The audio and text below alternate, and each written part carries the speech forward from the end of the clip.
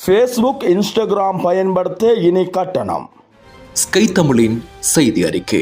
சமூக வலைதளங்களின் முன்னணி நிறுவனமான மெட்டா தற்போது ஐக்கிய ராச்சியத்தில் ஃபேஸ்புக் மற்றும் இன்ஸ்டாகிராம் பயன்படுத்துவதற்கு கட்டணம் விதிக்க முயற்சிக்கின்றது.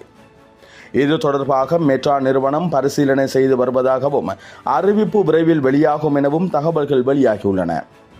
ஐரோப்பிய ஒன்றியத்தில் பயனாளர்களின் தனியுரிமை பாதுகாப்பு சட்டங்கள் காரணமாக விளம்பரங்களின் மூலம் வருவாய் ஈட்டுவதில் ஏற்பட்ட சிக்கல்கள் காரணமாக மெட்டா கட்டண முறைமைக்கு மாறுகிறது என கூறப்படுகிறது.